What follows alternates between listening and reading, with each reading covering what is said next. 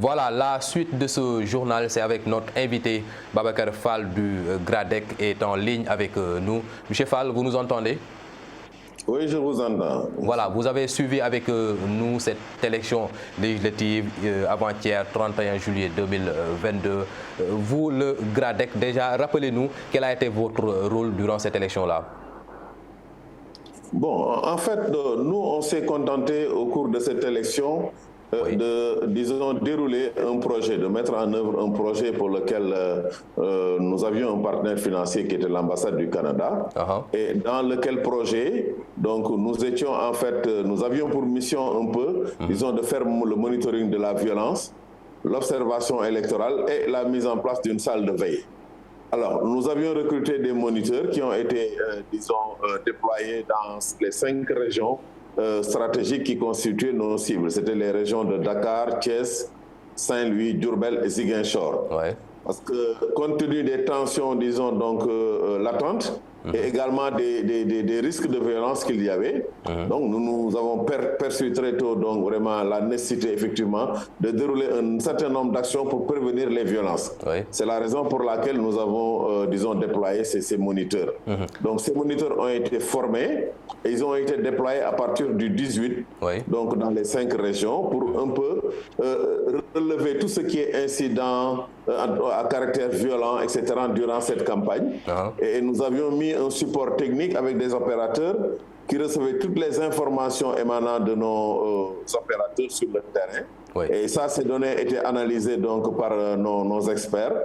Et il y a des rapports, donc, disons, qui à chaque fin de semaine étaient produits et partagés au niveau du site que nous avions mis en place et qui permettaient un peu, donc, en tout cas, à tous ceux qui le désiraient vraiment d'avoir accès à ce site et d'avoir toutes les données en ce qui concerne le climat électoral, les violences, qu'elles soient physiques ou verbales, etc.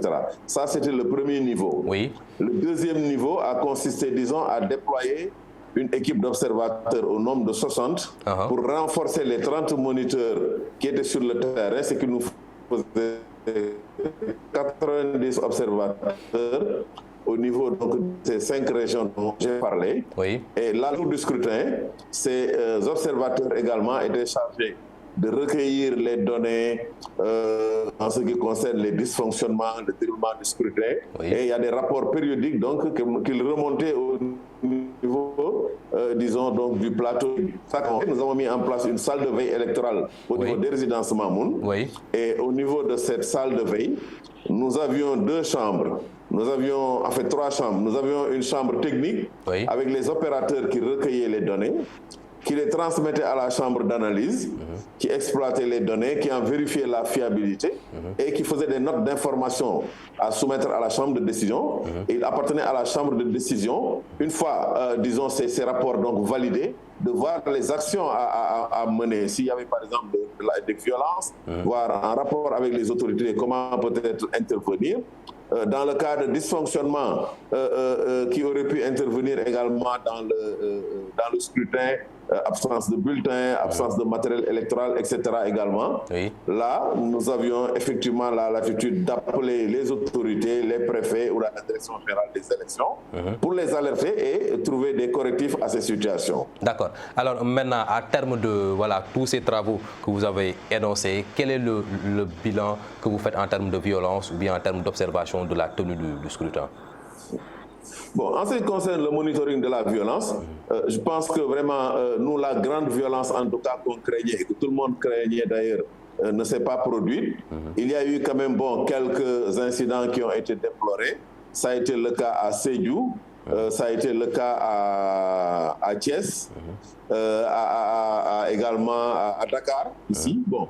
Donc vraiment, c'était des incidents vraiment qui n'avaient pas quand même un caractère très très important, c'était assez marginal. Bon, il y avait de la tension, il y avait peut-être un peu de surenchère dans l'air, mais en termes de violence physique, franchement, je pense que les incidents, en tout cas, que nous avons notés, que nos observateurs ont pu relever, quand même, ont été quand même très faibles. Ça, il faut le reconnaître. Bon, nous avons fait des rapports que vous pouvez consulter sur le site législatif 2022.gradec.org. Effectivement.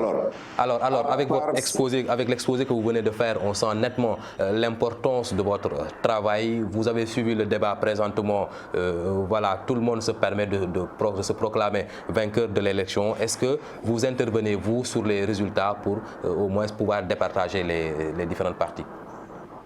Non, nous n'intervenons pas sur les résultats. Dans nos recommandations, aussi bien lorsque nous avons déroulé notre, disons, déclaration d'arrivée le samedi, que hier également, au moment où on faisait notre déclaration préliminaire, nous avons lancé un appel aux acteurs en leur demandant vraiment de ne pas prononcer des résultats et de laisser aux structures habilitées à le faire prononcer ces résultats.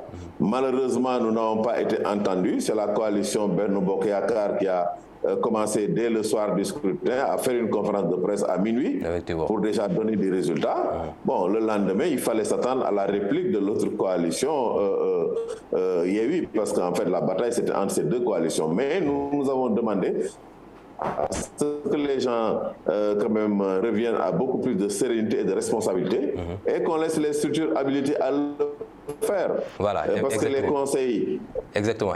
En tout cas, de voir en train donc de compiler les résultats. Oui. Et de les transmettre à la Commission nationale de recensement qui a démarré son travail. Effectivement. En tout cas, ces recommandations auront l'occasion d'être prises en compte dans les prochains scrutins que connaîtra oui, certainement le Sénégal. En tout cas, merci, M. Fall, d'avoir intervenu dans le journal de Sunu Label TV. C'était l'invité du journal, la suite de ce journal. Donc, merci de nous avoir suivis. Bonsoir.